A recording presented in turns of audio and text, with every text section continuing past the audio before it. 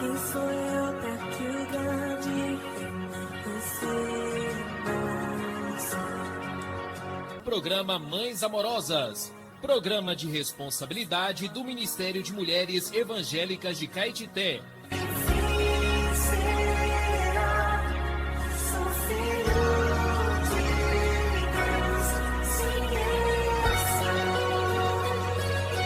Queridas irmãs em Cristo, está iniciando o programa Mães Amorosas, o Ministério de Mulheres da Igreja em Caetité. Este programa é feito com muito amor e carinho, especialmente para você.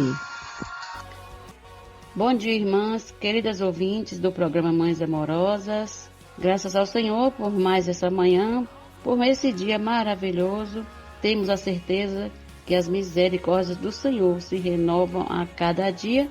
Por isso estamos aqui para desfrutar do programa Mães Amorosas, iniciando com Provérbios que diz assim: as riquezas multiplicam os amigos, mas ao pobre o seu próprio amigo deixa. Provérbios 19:4. Temos como título hoje: os amigos da riqueza.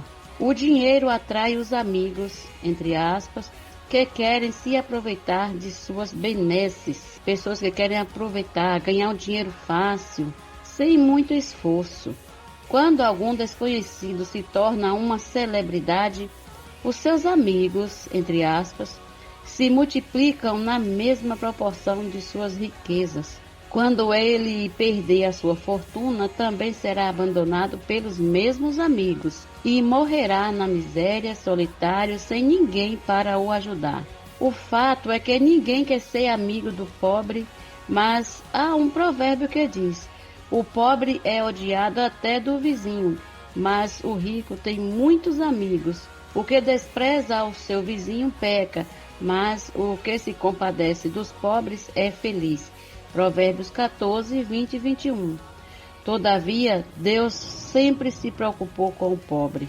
Porém, a verdadeira pobreza é a espiritual. O homem foi criado para desfrutar de todas as riquezas do seu Criador. No entanto, ele abandonou o Deus provedor para viver pela sua própria capacidade. Por isso, nas profecias de Jeremias, lê-se: espantai-vos disto, ó céus, e horrorizai-vos, ficai estupefatos, diz o Senhor, porque dois males cometeu o meu povo. A mim me deixaram o manancial de águas vivas e cavaram cisternas rotas que não retêm as águas. Jeremias 2, 12 e 13. O homem empobreceu. Cristo foi ungido para evangelizar os pobres e apregoar o ano aceitável ao Senhor. Lucas 4, 18 e 19. Essa é a graça de nosso Senhor Jesus Cristo, que, sendo rico, se fez pobre por amor de nós, para que pela sua pobreza nos tornássemos ricos. 2 Coríntios 8, 9. Bom dia, até amanhã, nesse mesmo horário, se assim o Senhor nos permitir.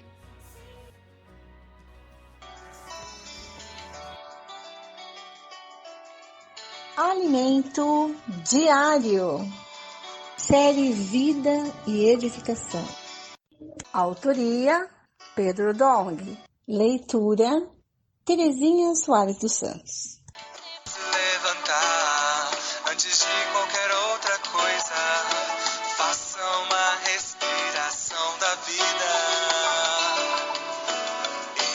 Invocando profundamente o nome do Senhor Jesus.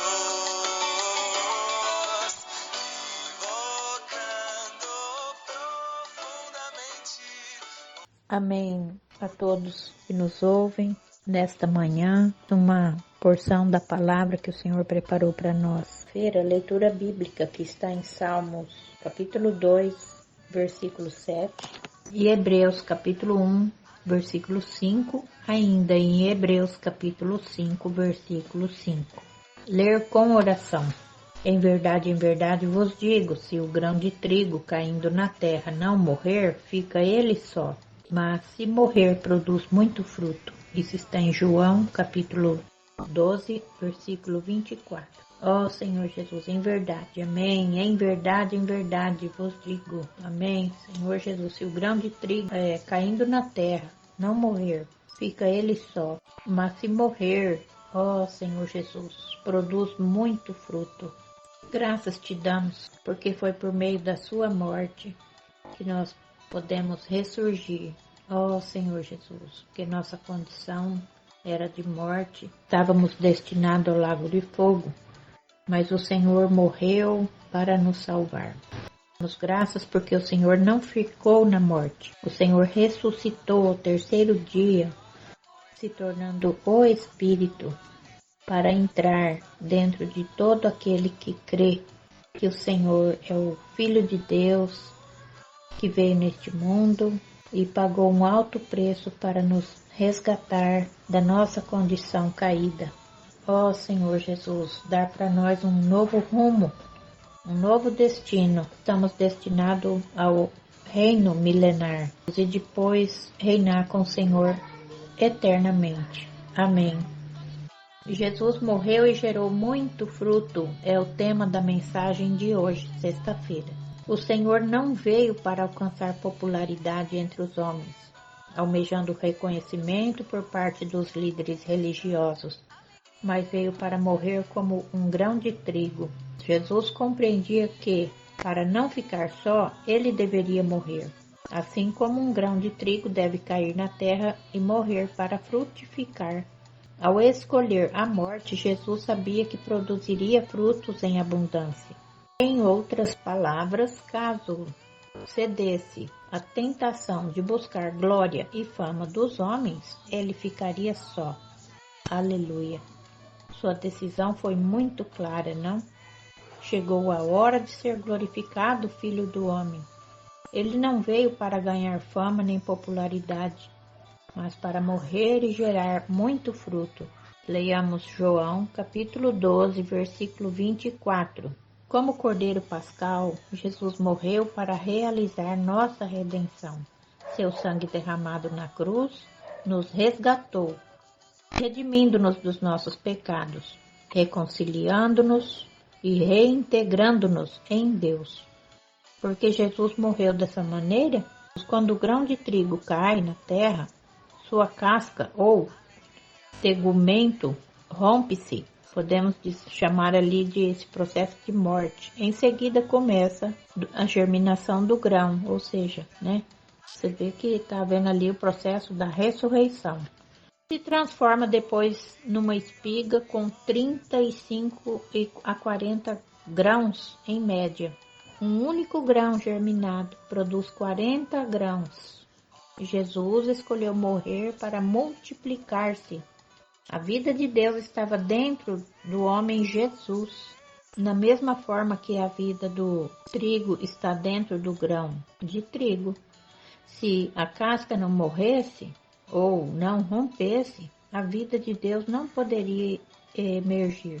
Com a ressurreição, a vida de Deus saiu de dentro de Jesus e frutificou, produzindo muitos grãos, o que resultou em sua glorificação. Naquele momento, Jesus buscasse fama e glória para si, não estaríamos aqui hoje, salvos por Ele e reconciliados com Deus. No Evangelho de Lucas encontramos: porventura não convinha que Cristo padecesse e entrasse na sua glória? Isso está no capítulo 24, versículo 26. Cristo morreu e Deus Pai o aprovou. Na ressurreição, ele, como homem, foi feito filho primogênito de Deus. Pela primeira vez, um homem foi gerado como filho de Deus, abrindo a porta para outros filhos seus entrarem na glória. Podemos conferir isso em Salmos, capítulo 2, versículo 7, em Atos, capítulo 13, versículo 33, e em Hebreus, capítulo 1, versículo 5,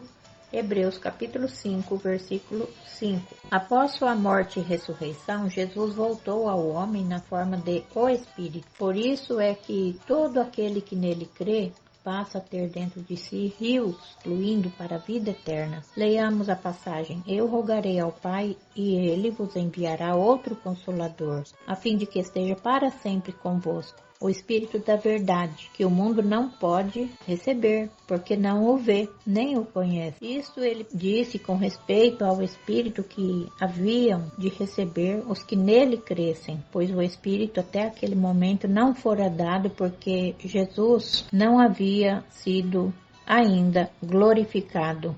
Capítulo 7, versículo 39. Em sua primeira carta aos Coríntios, Paulo disse: Nós, embora somos muitos, somos unicamente um pão, um só corpo, porque todos participamos do único pão. Capítulo 10, versículo 17. Apesar de sermos muitos, fazemos parte de um único pão. Aleluia. A igreja é indivisível, mesmo que os homens tentem dividi-la. A seguir, encontramos: porque assim como o corpo é um e tem muitos membros, e todos os membros, sendo muitos, constituem um só corpo, assim também com respeito a Cristo. Capítulo 12, versículo 12. O objetivo de Cristo morrido para produzir muitos grãos é ter esses muitos grãos batizados em seu corpo. Em Efésios também lemos: edificados sobre o fundamento dos apóstolos e profetas, sendo ele mesmo, Cristo Jesus, a pedra angular, no qual todo edifício bem ajustado cresce para santuário dedicado ao Senhor, no qual também vós juntamente estáis sendo edificados para a habitação de Deus no Espírito. Capítulo 2, versículos 20 e 22. Cristo morreu com esse propósito, gerar muito fruto para compor um lugar de habitação para Deus no Espírito. Amém. Escreva a frase que mais tocou seu coração, destaque os pontos-chave dessa frase e ore de acordo com o conteúdo destacado acima. Jesus é o Senhor. Amém.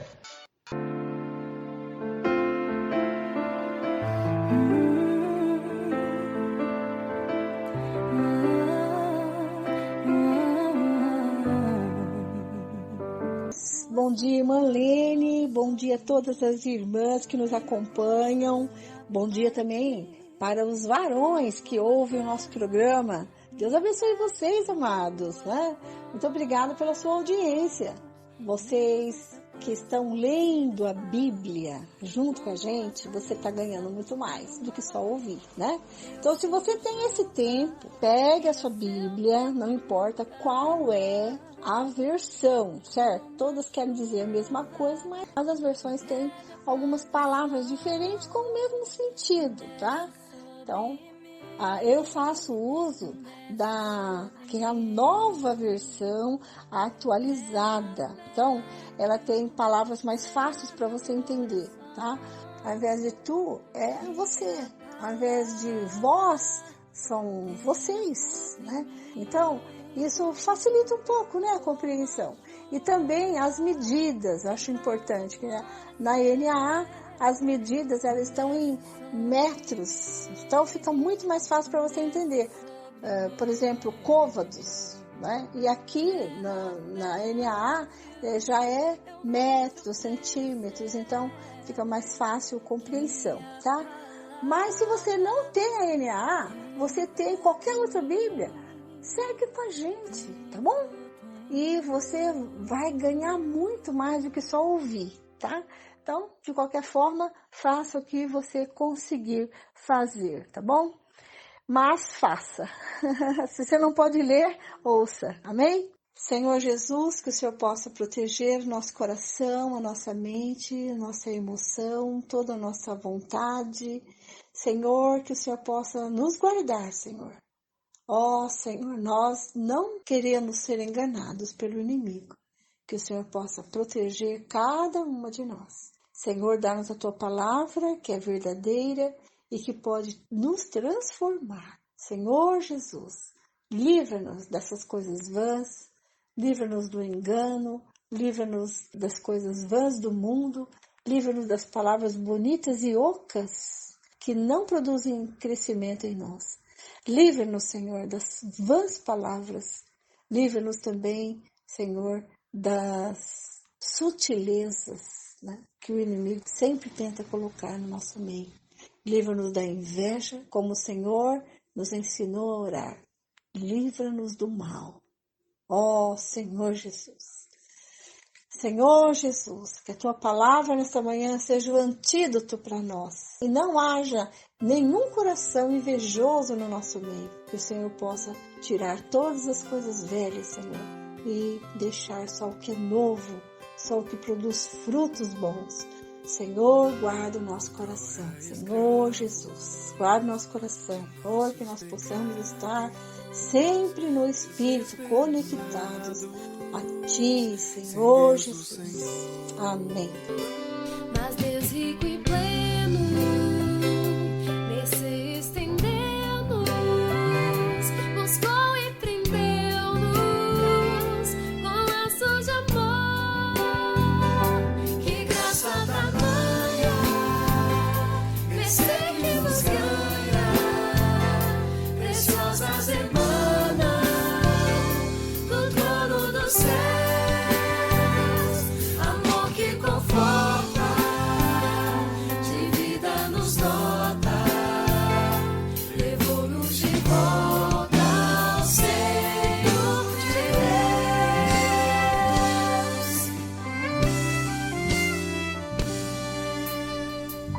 Agora a Cristo estamos unidos e Deus faz cumprido seu plano e prazer.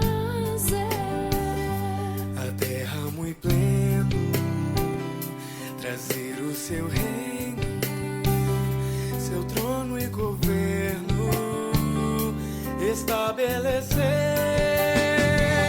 Que graça tamanha, mercê que nos ganha, preciosas emanam do trono dos céus. Amor que conforta, de vida nos dota, levou-nos de volta ao seio de Deus.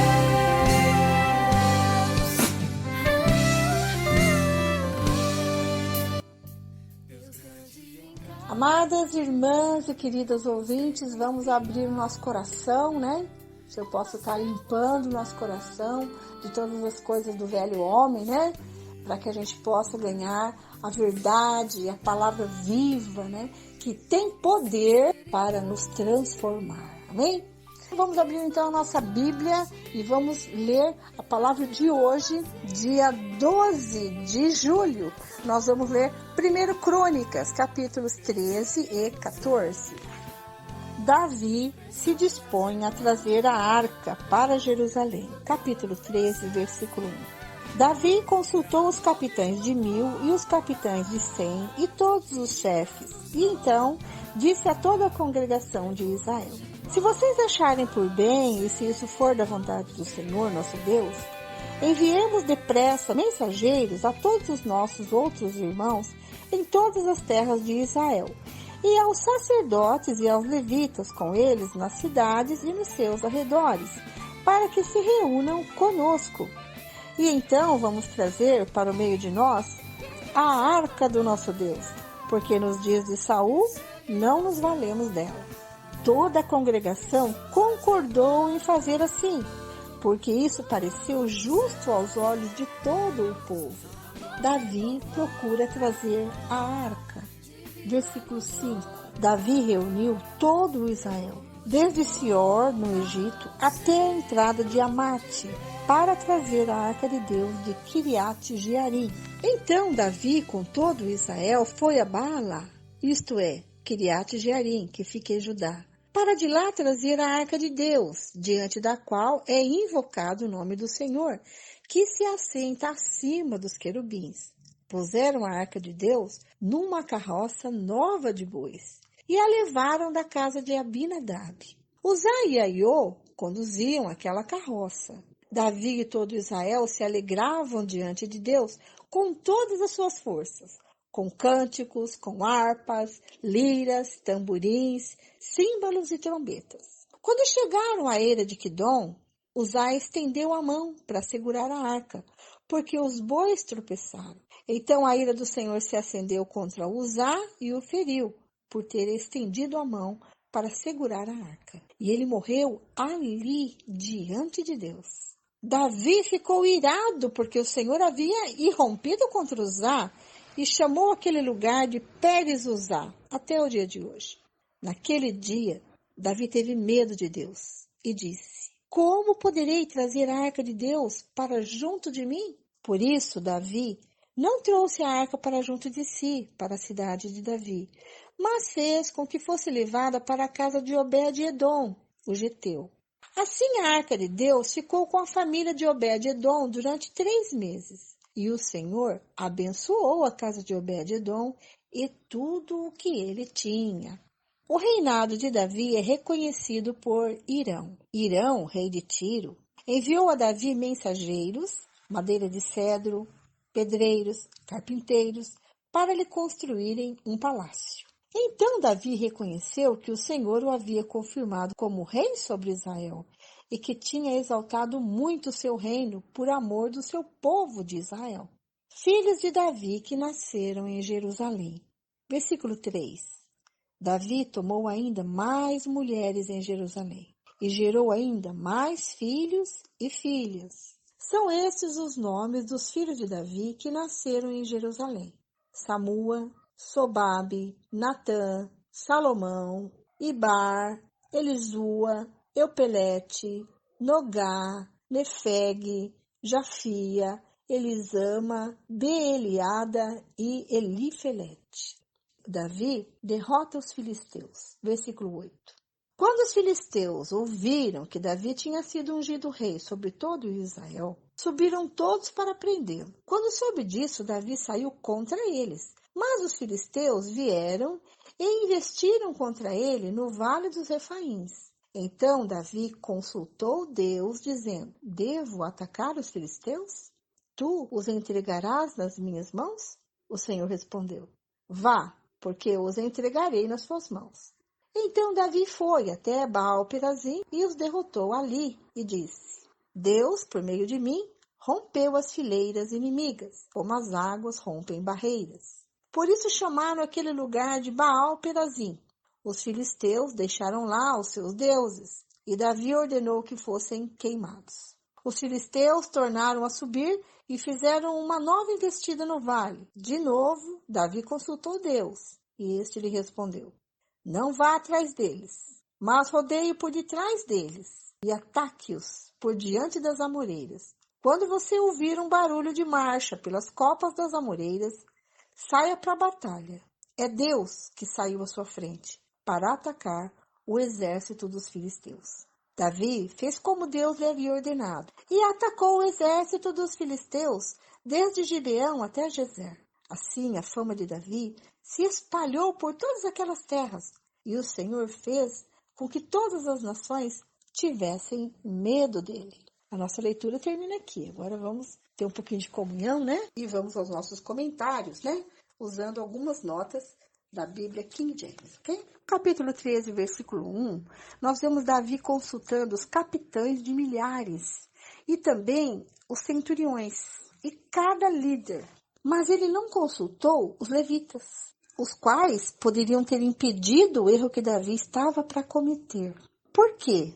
Porque se ele tivesse consultado os levitas, ele saberia que a arca do Senhor não poderia vir num carro de boi, certo? Porque só os levitas poderiam carregar a arca. Mas Davi não consultou os levitas. Olha que interessante, né? Olha como é importante a comunhão, né? Não é verdade? Trouxe a arca do Senhor num carro novo, mas guiado por bois. E quando o boi tropeçou, a arca ia cair, Uzá colocou a mão e morreu. Quando o texto diz que Davi se irou, é porque ele não entendeu o porquê que aconteceu aquilo. Por que Uzá morreu quando ele colocou a mão na arca? Porque ele não era um levita. Mas isso é simples de a gente entender agora, né?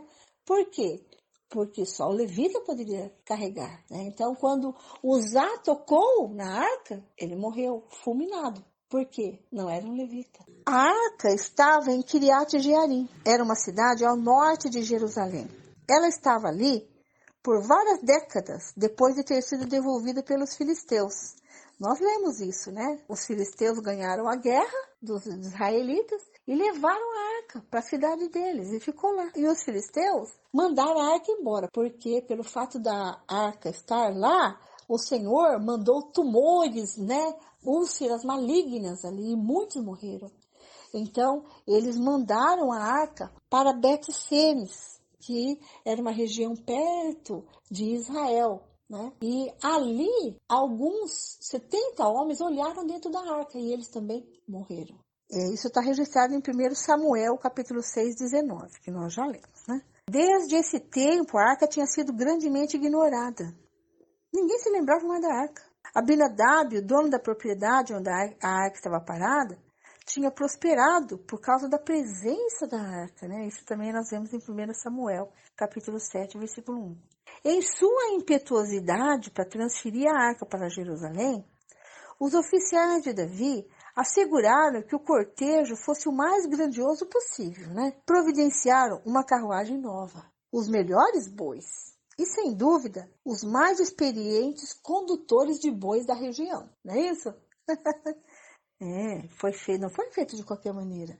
Foi feito com muito capricho, com muita diligência. Com tamanha pompa e circunstância, acompanhado por uma multidão impressionante, o cortejo partiu com grande animação, né? Com cânticos, com instrumentos musicais, né? Danças, né? Mas o boi tropeçou, né? E Uzá, temendo que a arca pudesse deslizar da carruagem, estendeu sua mão para segurá-la. Ele fez isso com boa intenção, lógico, mas ele estava violando o caráter sagrado da arca, ele não poderia tocá-la. E ele foi fulminado pelo próprio Deus. E isso poderia ser evitado se Davi tivesse consultado os levitas, né? Davi ficou aborrecido porque o Senhor tinha interferido em seus planos para dar à arca um tratamento tão triunfal, né? Em seguida, sua contrariedade se transformou em medo, ele ficou com temor do Senhor. A manifestação da santidade e do poder de Deus fez Davi duvidar. Puxa, será que eu sou digno de levar essa arca? Como é que eu vou trazer essa arca para Jerusalém? Será que eu sou digno disso? Enquanto Davi ponderava o que fazer, ele estava com temor, né? Então ele deixou a arca de Deus parada na casa de Obed-Edom. E a família de Obed-Edom, como sucedeu a família de Abinadab em Kiriat Jearim, também desfrutou de bênçãos especiais da parte do Senhor por terem hospedado a arca. E então ficou lá, até que o Senhor vai dar revelação para Davi. E aí ele vai lhe transportar a arca como ela deve ser transportada, né? Mas isso nós vamos ver ainda. Bom, no capítulo 14, versículo 1, nós vemos que Irão, o rei de Tiro, enviou um mensageiro até Davi, né? Embora o rei de Tiro, ele adorasse os deuses fenícios, interiormente ele adorava antes de tudo, de maneira ardente, o quê? O lucro e a riqueza material. Ele iniciou uma possível venda a Davi de materiais de construção para uma imensa casa, para o seu palácio. E Davi viu esse reconhecimento internacional como uma confirmação da parte do Senhor, de que o seu reino era aprovado por Deus. Nos versículos 3 e 7, nós vemos uma lista de outras esposas que Davi tomou para si, depois de transferir sua capital para Jerusalém. 1 Crônicas não relata o caso de adultério de Davi com Batseba. E o nome de Batseba nem é citado aqui. Embora ela tenha sido mencionada anteriormente no capítulos 3 e 5, mas seus filhos estão incluídos nessa lista aqui. Os filisteus foram mantidos sob o controle por Davi, mas eles ainda viviam no território israelita, tentando manter o seu poder. Quando ficou claro para eles que o reino de Davi estava se fortalecendo, eles juntaram forças para guerrear contra Israel. Davi marchou com seu exército para um confronto direto.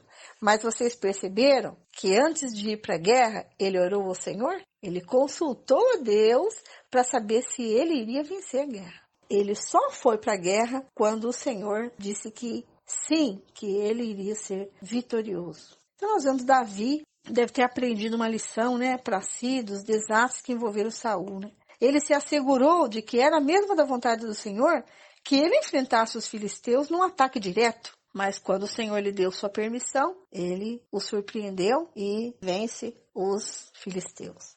E mais uma vez os filisteus vêm contra Davi e novamente Davi consulta Deus, né?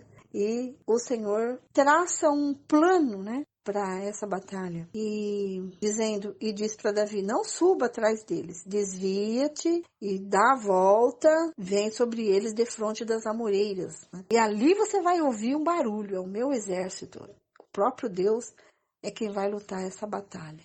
E Davi fez como o Senhor ordenou e venceu a guerra. É isso aí. Nós aprendemos com Davi também, né, irmãs? Tanto nos erros quanto nos acertos, né? Vamos consultar o nosso Deus em tudo que a gente for fazer, certo? Ai, como eu queria ter mais tempo para conversar com vocês, ter mais comunhão, mas infelizmente o tempo não deixa, né? Paramos por aqui. Agora fiquem com a irmã Lene, que dá continuidade à nossa leitura bíblica de hoje, tá bom? Até amanhã, se Deus quiser. Deus abençoe vocês, irmãs. Até lá. Bom dia. Continuando com a leitura bíblica, 12 de julho. Vamos ler Salmos, capítulo 9, versículos 13 até o 20, Provérbios, capítulo 19, versículos 4 e 5, a carta de Paulo aos Romanos, capítulo 1, versículos 1 até o 17, começando com os Salmos. Compadece-te de mim, Senhor, vê a que sofrimentos me reduziram os que me odeiam, tu que me levantas das portas da morte, para que as portas da filha de Sião eu proclame todos os teus louvores e me alegre na tua salvação. As nações se afundaram na cova que fizeram, no laço que esconderam ficou preso o seu pé. O Senhor se dá a conhecer pelo juízo que executa, os ímpios ficam enredados nas obras de suas próprias mãos. No inferno serão lançados perversos todas as nações que se esquecem de Deus, pois o necessitado não será esquecido para sempre, e a esperança dos aflitos não será frustrada perpetuamente. Levanta-te, Senhor, não deixes que os mortais prevaleçam. Sejam as nações julgadas na tua presença. Infunde-lhes o medo, Senhor. Saibam as nações que não passam de simples mortais. Agora Provérbios capítulo 19, versículos 4 e 5. Versículo 4. Na riqueza os amigos se multiplicam, mas o pobre até o seu único amigo o abandona. Versículo 5. A falsa testemunha não ficará impune e o que profere mentira não escapará. A carta de Paulo aos Romanos, capítulo 1. Prefácio e saudação. Paulo, servo de Jesus Cristo, chamado para ser apóstolo, separado para o Evangelho de Deus, que ele no passado prometeu por meio dos seus profetas nas Escrituras Sagradas. Este Evangelho diz a respeito a seu filho, o qual, segundo a carne, veio da descendência de Davi, e foi designado Filho de Deus com poder, segundo o Espírito de Santidade, pela ressurreição dos mortos, a saber, Jesus Cristo nosso Senhor. Por meio dele viemos a receber graça e apostolado por amor do seu nome, para a obediência da fé entre todos os gentios. Entre esses se encontram também vocês, que foram chamados para pertencerem a Jesus Cristo. A todos os amados de Deus que estão em Roma, chamados para ser santos, que a graça e a paz de Deus, nosso Pai, e do Senhor Jesus Cristo estejam com vocês. Paulo ora pelos cristãos de Roma e deseja vê-los. Em primeiro lugar, por meio de Jesus Cristo, dou graças ao meu Deus por todos vocês, porque a fé que vocês têm é proclamada no mundo inteiro. Pois Deus, a quem sirvo em meu espírito, no Evangelho de seu Filho, é minha testemunha de como nunca deixo de fazer menção de vocês em todas as minhas orações, pedindo que em algum momento, pela vontade de Deus, surja uma oportunidade de visitá-los, porque desejo muito vê-los a fim de repartir com vocês algum dom espiritual para que vocês sejam fortalecidos, isto é, para que nos consolemos uns aos outros por meio da fé mútua, a de vocês e a minha. Quero que vocês saibam, irmãos, que muitas vezes me propus a ir visitá-los, no que tenho sido até agora impedido, para conseguir algum fruto igualmente entre vocês, assim como também tenho conseguido entre os outros gentios, pois sou devedor tanto a grego como a bárbaros, tanto a sábios como a insensatos. Por isso, quanto a mim, estou pronto a anunciar o Evangelho também a vocês que estão em Roma. O poder do Evangelho. Pois não me envergonho do Evangelho, porque é o poder de Deus para a salvação de todo aquele que crê, primeiro do judeu e também do grego, porque a justiça de Deus se revela no Evangelho de fé em fé, como está escrito, o justo viverá por fé. Este é o quadro Em Tudo Uma Lição. Sempre existe algo que podemos aprender com Taíka Saleb. Já estamos no tempo do fim. O que fazer neste período? Título de hoje: Como viver o presente século? Recebam com carinho, Taíka Saleb. Como crentes em Cristo e filhos de Deus, vivemos sobre a promessa da volta do Senhor. O próprio Senhor Jesus disse 3 vezes que voltaria nos versículos 7, 12 e 20 do último capítulo de Apocalipse. Ao repetir, venho sem demora, ele quis garantir, firmar e ressaltar que sua vinda é iminente, está próxima. De que maneira as pessoas viverão nos dias que precederão a volta do Senhor? Vamos apresentar uma bateria de importantes versículos sobre o que Jesus, Paulo e Pedro falaram sobre o tema em questão. Senhor, queremos aprender de Ti, a como viver nesses últimos tempos. Ensina-nos por meio da palavra, por meio da experiência de cada um dos apóstolos, por meio daquilo que o Senhor nos falou. Senhor, o que devemos fazer? Como viver, Senhor, no presente século? Ó Senhor Jesus! Esse texto foi extraído do livro Já Estamos no Tempo do Fim. Posso orar por você, por sua vida, por sua família. Somos mulheres de oração. Posso orar por você? Estamos recebendo no nosso programa a nossa querida irmã intercessora Terezinha Soares dos Santos. Seja bem-vinda, amada irmã. Bom dia a todos que estiveram ouvindo este programa Mães Amorosas. Eu quero fazer uma oração nesta manhã e antes de orar quero ler um versículo que está no capítulo 3 de Colossenses 3, o versículo 16. A velha natureza e a nova natureza. Antes de conhecer a Cristo, estávamos na velha natureza. Nós éramos considerados como trapo de imundícia, um carvão tirado do fogo. Para que serve? Um tição tirado do fogo, né? Mas a partir do dia em que nós recebemos esse Cristo todo inclusivo, invocamos o nome dele, o convidamos para entrar no nosso coração, fazer morada no nosso espírito, aí nós passamos a receber uma nova natureza. Aleluia! E o Senhor continua trabalhando nessa natureza pecaminosa ainda, né? Enquanto vivemos nessa terra, nesse mundo tenebroso, Ó Senhor Jesus, corremos risco ainda de pecar, cometer pecados, sempre lembrando de diante do Senhor nos arrependermos, né? E alcançar graça e misericórdia da parte do Senhor em ocasiões oportunas. Então, capítulo 3, versículo 16 diz assim: que a palavra de Cristo habite ricamente em vocês. Instruam e aconselhem-se mutuamente em toda sabedoria, louvando a Deus com salmos, hinos e cânticos espirituais, com gratidão no coração.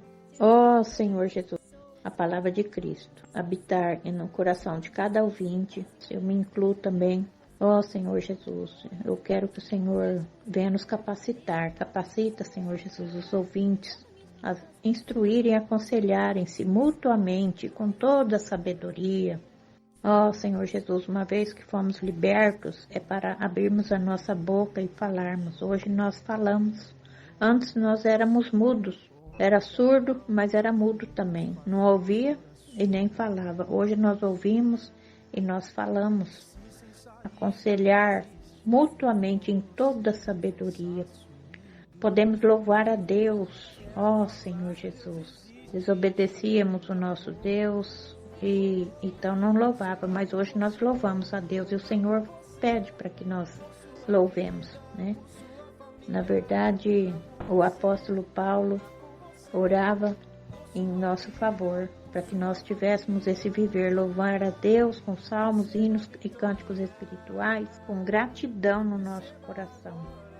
Amém. Ó, quando nós somos governados em vida, no viver da igreja, nós funcionamos em amor, porque nós somos governados pela vida de Deus, junto com os santos. Ó Senhor, habitando Cristo ricamente no nosso coração. Sem o amor voltaremos para o governo sem vida, onde o estímulo é o salário, fama, reconhecimento e popularidade. Ó Senhor Jesus, tem misericórdia, Senhor Jesus, de todos nós. Nós não queremos isso para nós. Senhor, que nós não venhamos correr atrás dessas coisas. Ó Senhor Jesus, mas nós queremos ter um viver. Ajuda, Senhor, cada um dos ouvintes, todos nós, a termos um viver de simplicidade. Assim como as crianças são simples e obedientes, nos faz, Senhor Jesus, ser simples, obediente ao Senhor, nos desapegar das coisas mundanas, as coisas que não pertencem mais a nós, porque tudo é teu. Ó Senhor Jesus, tudo que temos, tudo que somos pertence ao Senhor, tudo vem do Senhor e tudo volta para ti mesmo, Senhor Jesus, para que o teu nome, esse único nome, venha a ser glorificado e exaltado. Senhor Jesus, não queremos receber salário para propagar o teu evangelho. Não queremos receber fama, nem reconhecimento. Ó Senhor, não esperamos isso da parte de ninguém, até mesmo porque o que vence é a vida de Deus. Sem o amor voltaremos para o governo sem vida. Precisamos exercitar o amor de Cristo, que excede todo entendimento, nos nossos corações, junto com os santos, para que todos juntos possamos ganhar dessa vida e sermos úteis para o Senhor. Morrer essa velha natureza, a vida da alma possa ser totalmente governada pelo Senhor, para que a nova natureza realmente possa estar aflorada todos os dias da nossa vida. Oh, viver em Cristo Jesus. Amém. Jesus é o Senhor.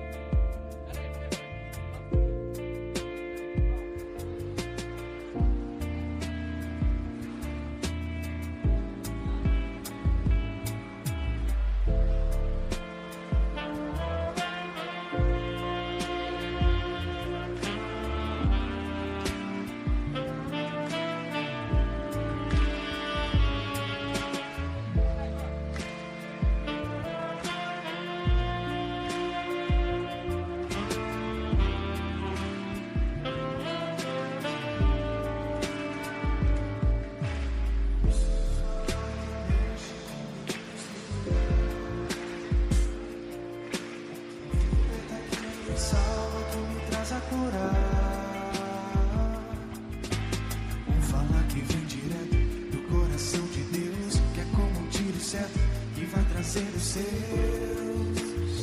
para o seu reino e glória. Eu ouço falar que faz arder meu coração, que move os meus pés e quebra toda a tradição. Põe-me no caminho certo e dá a direção, e faz seguir de perto com toda a convicção o que Deus quer na terra. Eu mergulho nesse rio da graça, estou imerso na sua palavra. Ela traz poder, libertação e cura, e me dá coragem para ir às ruas. Vou abandonar a minha velha casa, com Deus fazer uma nova morada.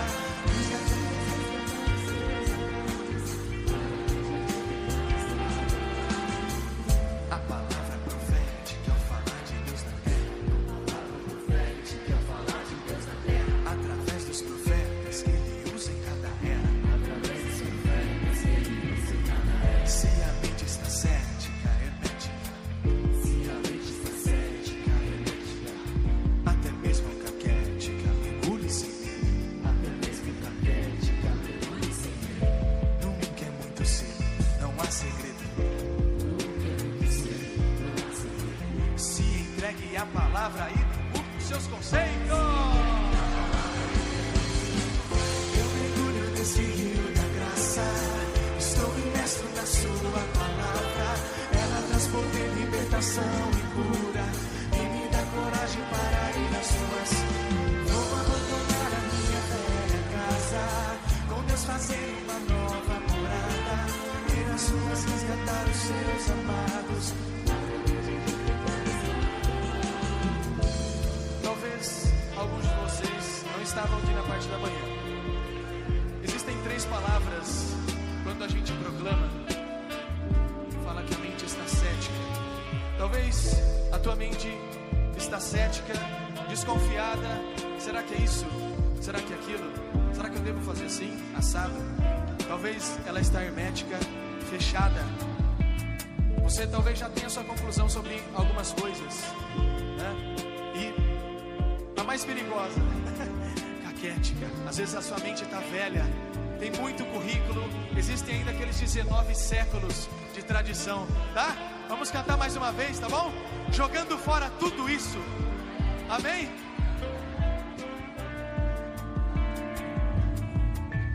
Vamos falar que mexe com minha estrutura, que me liberta, que me salva e me traz a cura. Vou falar que vem direto do coração de Deus, que é como um tiro certo que vai trazer os seus para o seu reino e glória. Eu ouço falar que faz arder meu coração, que move os meus pés e quebra toda a tradição. Põe-me no caminho certo e dá a direção,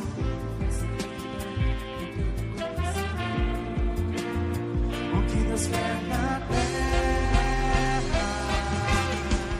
Eu mergulho nesse rio da graça, estou imerso na sua palavra. Ela traz poder, libertação e cura, e me dá coragem para ir às ruas. Vou abandonar a minha velha casa, com Deus fazer uma nova morada, ir às ruas resgatar os seus amados. A palavra profética ao falar de Deus na terra, através dos profetas que Ele usa em cada era. Se a mente está cética, hermética, até mesmo caquética, mergulhe sem medo. Nunca é muito cedo, não há segredo. Se entregue à palavra e derrube os seus conceitos. Eu mergulho nesse rio da graça, estou imerso na sua palavra. Ela traz poder, libertação e cura, e me dá coragem para ir às ruas. Vou